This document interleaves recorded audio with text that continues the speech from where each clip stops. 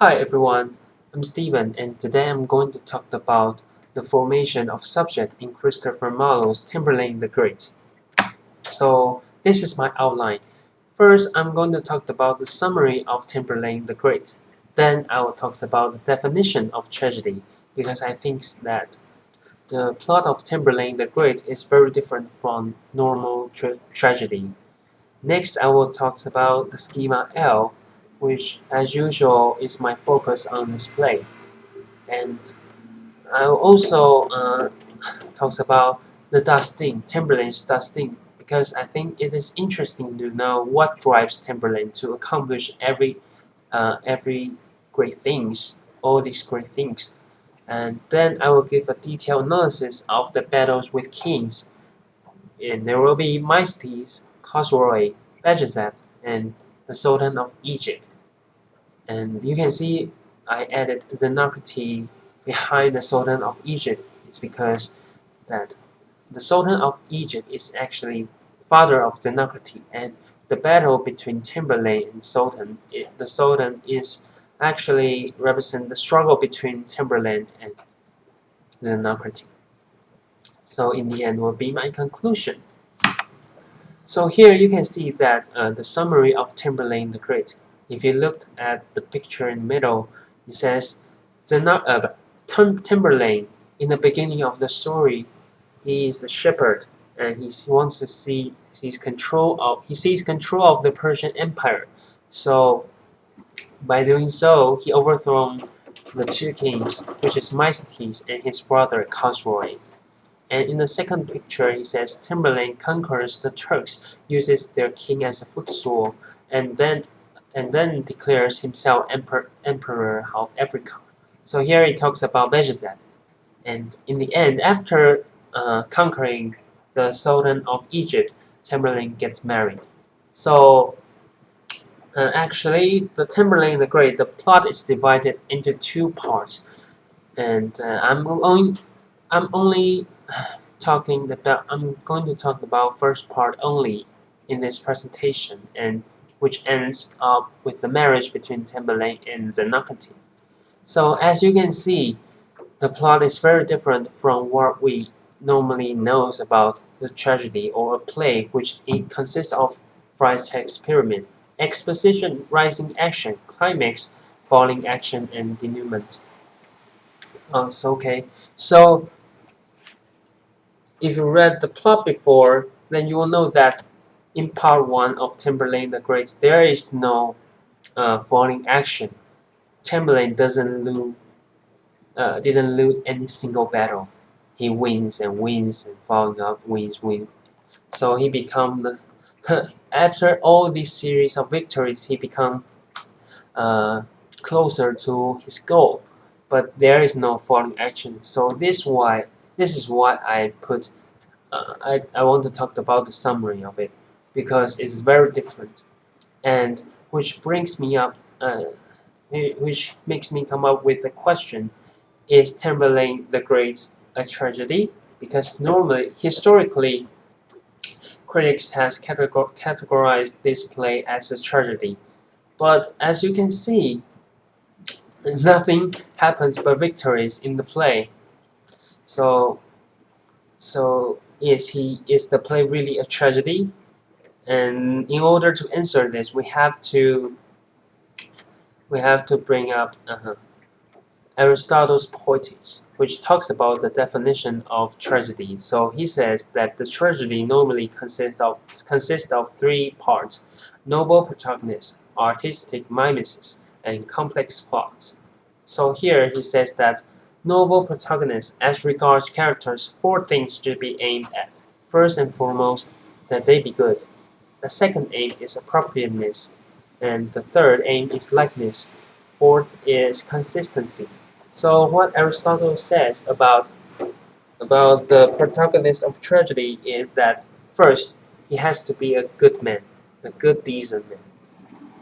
And if you read the play, you will know that Tamburlaine is not that good person, that kind of good person at all. He even sends the virgins to death before attacking Damascus, which is a city the capital city of Egypt. So he's not that good person, which doesn't meet the standard of noble protagonist. Then for artistic mimesis, it says it is a subtle concept of the human propensity to explore an understanding of the world, above all of human experience itself, through active representation and imaginative enactment of experience. So what it means is that the story needs to be related to human life, human experience. And as you can see, Timberlake as a shepherd, the journey of him is consists nothing but war, fighting over one war than the other. So this is not what we learned, what we know about normal life of people. You have in tragedy, you have to have this kind of story to brings up your human emotions, because you'll feel the same thing about the character happened in the story. But here, Timberlake, the story of him doesn't consist this artistic mimesis. So yeah, it doesn't meet the standard of it. Then the complex plot. So it says, with the change from prosperity to adversity, caused not by depravity, but by a great error of a character, either like that stated, or be better rather than worse. So what it says here is that the story needs to begin from here and ends up in here. So there needs to be a gap between the beginning of the story and the ending of the story, and the difference between these two makes people uh, again brings up people's emotion, and because it is this intensity that makes this play tragedy. For example, uh, the character can be very happy, having a happy life here, and ends up with everybody's dead here. So this is this intense change that makes it a tragedy. However, Timberland starts his journey from here, ends up with here. So there's actually no difference between it. So it doesn't mean this either. So how could it be a tragedy? Actually, uh, the play's tragic element is related to Timberlake himself, his traumatic loss of identity, which I will talk about later. Before that, we have to look at this schema L again. So what I want, so as because we have already mentioned this before, so I don't think I'm going to talk it again, and I just want to point out that I'm going to focus on this place, the misrecognition from the other people, other, small other. So I'm I'm going to talk about how other people thinks about Timberlake and how Timberlake thinks about other people's thought about him, how he reacts to this recognition and becomes something uh, that is the origin of his power. So here, Timberlake's destiny. So it's very interesting to know what really lacked in Timberlake's mind, because it is actually the identity, the self-assurance and recognition. You can see that Timberlake begins his journey as a shepherd, and all he wants is the king. He wants is the land, money, power, women. So actually, he wants an identity from others. He wants this great social status that uh, can can be written in the history. It is this identity, this lack of identity, that drives him to pursue the identity. So this is Timberlake's destiny. And you can now I'm moving on to the battles with kings.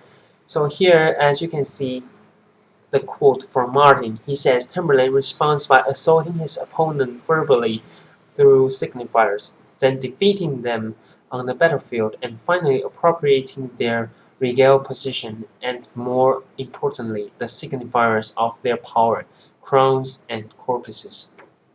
So what he says is that Tamburlaine defeat his opponents in two different ways. The first one is verbal insult.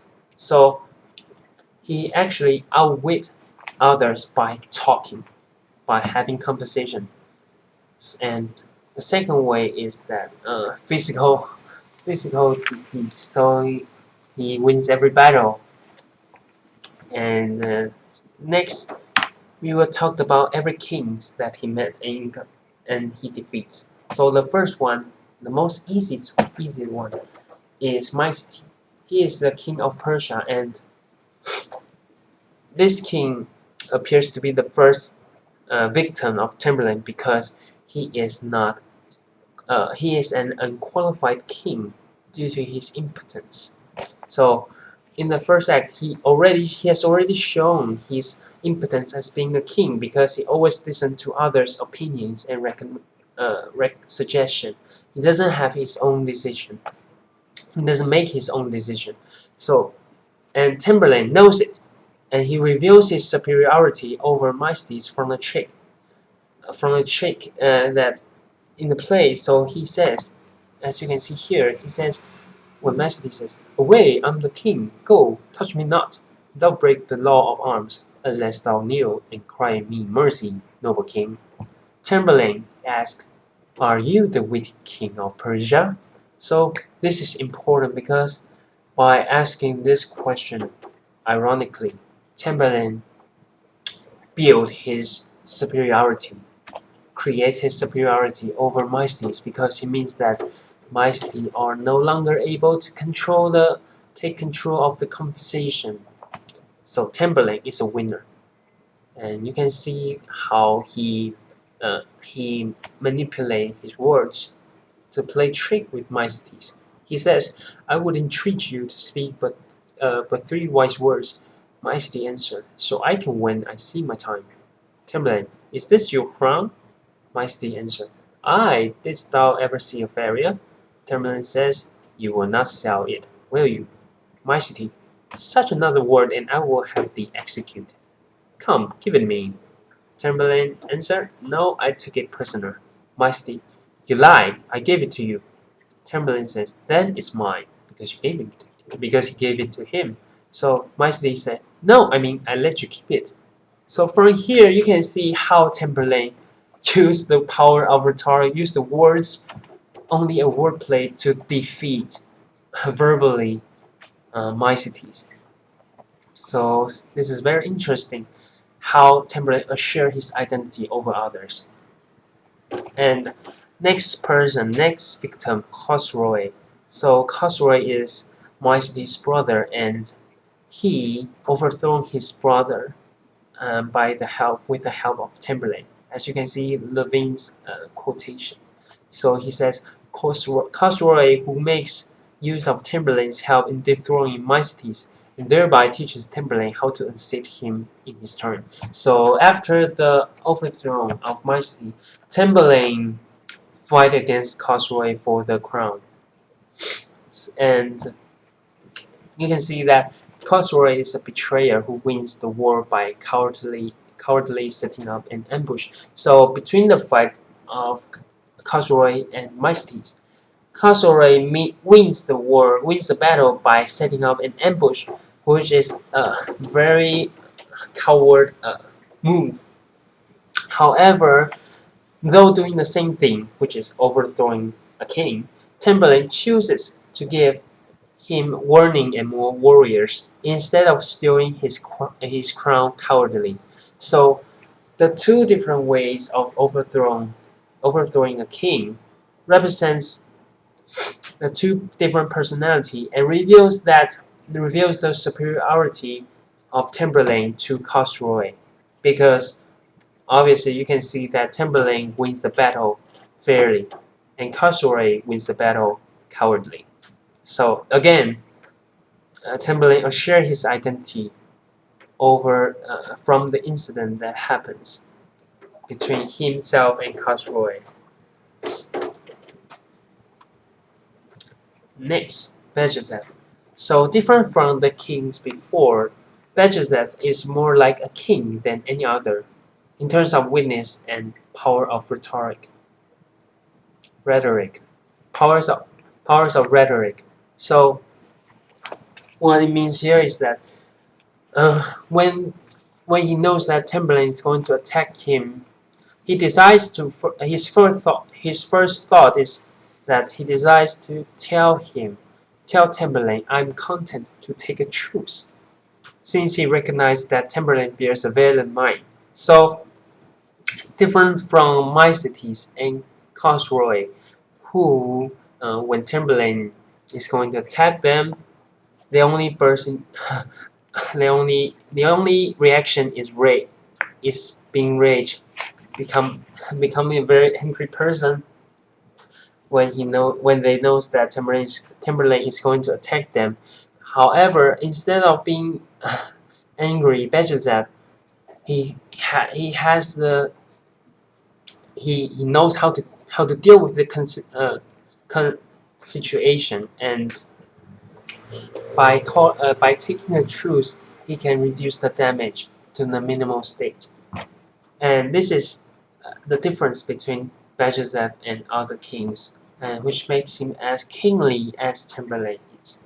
And there's another example of the in terms of power of rhetoric, which Tamburlaine and Bajazeth both gives a great speech to their girlfriend and wife.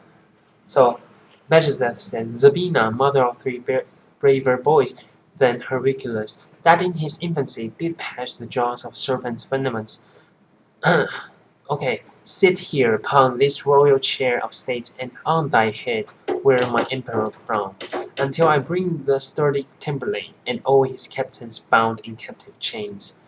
And Tamburlaine says to Zenocrate, the loveliest maid alive, fairer than rocks of pearl and precious stone, the only paragon of Tamburlaine, whose eyes are brighter than the lamps of heaven, blah blah blah, triumphing over him and these his kings, which means Bajazeth, which I will bring as vessels to thy feet. Till then, take thou my crown, bound of my worth, and manage words with her as we will ours. So the two speech happens in the same act, same scene, to produce a kind of parallel structure between Tamburlaine and Bajazeth, which means that they are equally kingly. And what's the difference between the two men? It's the religious belief that makes Tamburlaine superior to Bajazeth. Because as you can see, Tamburlaine is considered as a survivor of Christianity. On the other hand, Bajazeth is considered as a pagan torturer who enslaves Christian. So this is the core difference between the two. Otherwise, I couldn't find any things to prove that Tamburlaine is better than Bajazeth. So it is the religious difference that uh, that makes Tamburlaine better than Bajazeth, because Bajazeth tortures Christian. And you will know that in the small talk between Bajazeth and Zabina, which is about the disappointment of their god when they defeat. This talk shows a greater proves that Tamburlaine is a greater man than Bajazeth because he has a better belief. I know it's stupid, but it actually happens in play. So Bajazeth says, "Oh Muhammad, oh sleepy Muhammad." Zabina answered, "Oh curse Muhammad, that makes us the slaves of Scythian, rude and barbarous." So here again, Tamburlaine assured his identity by calling himself better, having a better religion, a religious belief than the pagan Bajazeth. So the journey of himself is actually a self-assurance of the identity that he is thirst of. And next, he finally meets the final boss, the Sultan of Egypt, which is the father of Zenocrate. So the battle between the Sultan of Egypt and Timberlane is actually related to Timberlane's own inner struggle between his relationship with Zenocrate. You will find this ironic because um, Timberlane he's going to attack the Sultan of Egypt, but at the same time he's going to marry the daughter of the Sultan of Egypt. So this is very ironic, and you will know how Timberlane managed to solve the problem. And here, I want to talk more about Zenocrate, how important Zenocrate in this play, because she is the initiator who leads Timberlane to the path of self-recognition. What does it mean? If you read the play in Act 1, Scene 2, when Zenocrate says, "Here, I am, my lord, for so do you, for so you do import." And Timberlane answers, "I am a lord, for so my deeds shall prove." So this talk is important because it happens in the beginning of the story, and it means a lot to Timberlane because it is the first time he's been called a lord. So move back to the schema L. Here, the lord means the lord is something that from the small other to Timberlane, and it forms Timberlane's subject, and the formation of the subject is from the misrecognition. So even though Zenocrate only says "my lord," it doesn't. She might doesn't mean anything specifically, but from the misrecognition, Timberlane received the message and interpret in his own way. So this is why Timberlane uh, to achieve all these great things, because he is a lord, and in his interpretation of a lord of being a lord, he has to accomplish everything. He has to conquer everything and become the emperor of the world, the lord of the world. So that's the misrecognition, which initiates his all these great achievements. And in the last step before the part one, you can see there's a struggle, inner struggle between Timberlane's identity, his misrecognition, and his love to Zenocrate. So you can see here, which I quoted from Timberlane's monologue. He says, "But how unseemly is it for my sex, my discipline of arms and chivalry, my nature, and the terror of my name, to harbor thoughts effeminate and faint." So here he means that to have this idea of beauty and love of Zenocrate in his mind, this will weaken him for making decision, because normally he won't spare people. But now he's considering sparing his Zenocrate's father. He says, "Save only that in beauty's just applause, with whose instinct the soul of man is touched, and every warrior that is wrapped with love of fame, of valor, of victory, must needs have beauty beats on his conceits. I thus conceiving and subduing both." So this is how Timberlane managed to solve. This is how Timberlane solved the problem. He, according to his misrecognition as the Lord who can conquer everything, he conquers the love.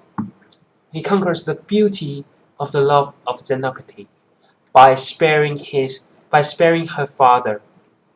So this doesn't violate his regulation, his misrecognition, and this meets Zenocrate's will. This makes Zenocrate uh, free from the struggle between falling in love with Timberlane and falling in love with someone who is going to kill his father. So this is very brilliant for Timberlane to how Timberlane solved the problem by conquering the love. So again, he assured his identity more, and and it becomes something greater. And this is all what he experienced in his journey of becoming something greater, and what the Nakati means, the Lord, how his misrecognition leads him from the meaning of the word Lord. So the conclusion: through the misrecognition, Tamburlaine gains the power of self-assurance and further conquers other kings. So by conquering other kings, Tamburlaine assures himself as a greater being, human beings, as something that he wants to be. And also, but still, this is important, the lack will never be fulfilled. Tamburlaine will never be satisfied, even though he conquers every king in his region and become the emperor of that place. He will not be satisfied because this thing is always lack. There's always something lack in his mind, even though he accomplish things that he think that might fulfill his wish. And this is shown in the passage here. He says, when Tamburlaine says, "Cast off your armor, put on scarlet robes, mount up your royal places and of estate, environed with troops of noble men, and there makes laws to rule your provinces. Hang up your weapons on Alcides' post, for Tamburlaine take truce with all the world." You see the word he uses? He take truce. He didn't end the world. He took truce with the world, which means that he didn't stop. He didn't stop. He didn't fulfill. In fact, he didn't fulfill his wish. And what he can do is just take a rest and take a truce with the world. So this is important because it represents the lackness of Dustin, and which makes me think the whole play is interesting, and which makes the whole play traumatic, which makes the play become a tragedy. It is all because that lack of Dustin, the loss of identity in Tamburlaine's mind. Okay, so this is my presentation. Thanks for watching the videos. Okay, bye.